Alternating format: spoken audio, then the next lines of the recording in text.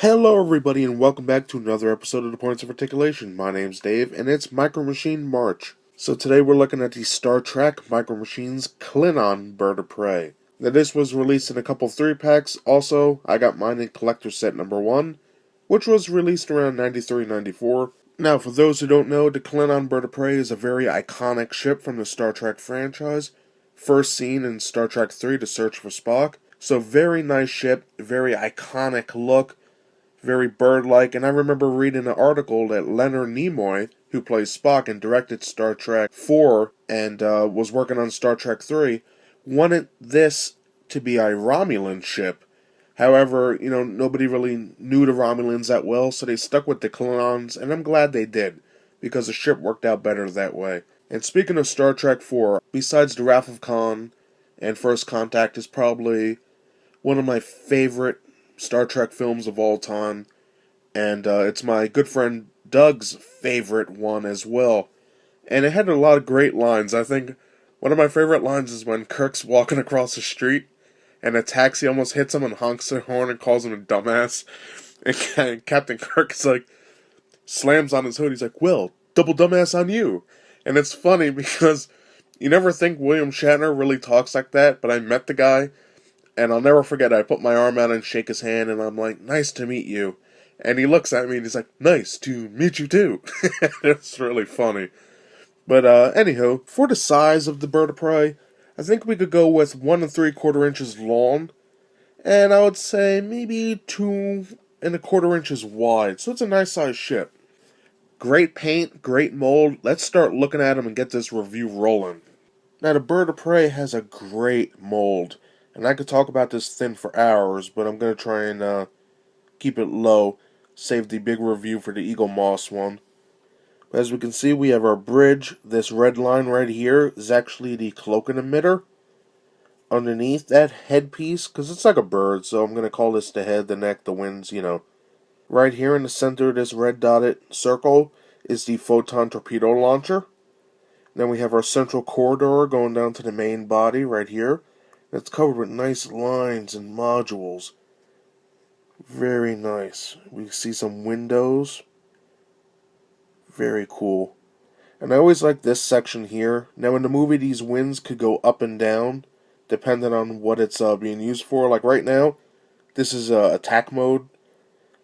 But these will slide into these openings here, these lines.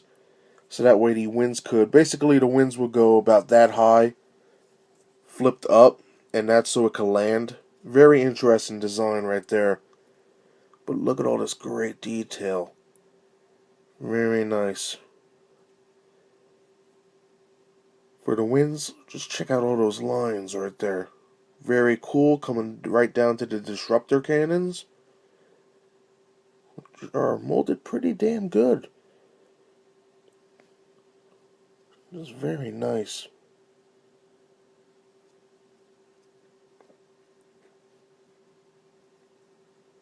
Again, the winds are the same on the bottom right here. Then we get to this section with the landing bay and all that.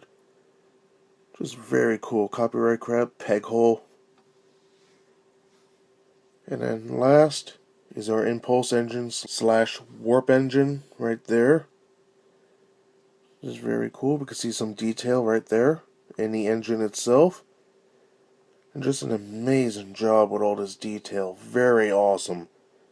So now that I'm done with the mold, let's take a look at the paint. Now when it comes to paint, there's only a handful of colors. We have this nice green for the main color, red right here, red on the wings, red for the engine in the back, and red on the wings on the underneath. And also we have red right here around the torpedo launcher. Then we also have this nice brown or dark orange color. That's also scattered on the wings, on the bottom as well. Then we have black for the Klingon writing on the sides. And that basically does it. Very simplistic with the paint, but very well done and executed. Just like other Star Trek and Star Wars micro machines, it comes with a cool translucent stand. Just put it in port, like so, and you're good to go. For comparison with the Klingon Bird of Prey by Micro Machines, I have it next to the Enterprise D from Collector Set number 1 as well. and also the Enterprise A, released as a special ship for the collector's set. Very cool, they all go together. Excellent detail. And just for fun, here's some other Klingon ships. And yes, I do have the other Bird of Prey, which is painted pretty damn good. This is from the Generations 3-pack. Very nice. Sometimes I think it's a different mold, and it could be, but other times I just think it's a repaint, so I don't know, could just be the plastic in the mold that didn't really form right. But anywho, a great bunch of ship. And that does it for my review today of the Star Trek Micro Machines Klingon Bird of Prey. Again, you could get this in a 3-pack, or you can get the collector set number 1. Now, these are very pricey, but I only bought 1 pack. I'm not the type of guy that buys a million of these things and then mods them and all that stuff. But you can get these for around $24 in the set and up, I will say that. And it is worth it, I guess. You get, if you get the one with the Enterprise A, you get a nice bunch of ships. Again, this ship was released in 1993, and you couldn't tell. This stands up to stuff that's made today. The amount of detail in here, the paint, how nice it is, just stands out all the way. For an iconic spaceship for science fiction, such as the Klingon Bird of Prey, Micro Machines did it all the justice in the world. I think they went out of the park with this. Excellent all the way. I fully recommend it for anybody who's a fan of Star Trek. And that's all I have to say today. So thank you very much for joining me. If you liked my review, please hit that like and subscribe button for more reviews every Thursday. And remember, it's Micro Machine March, so that means every day this March 2017 we'll be looking at a new Micro Machines vehicle.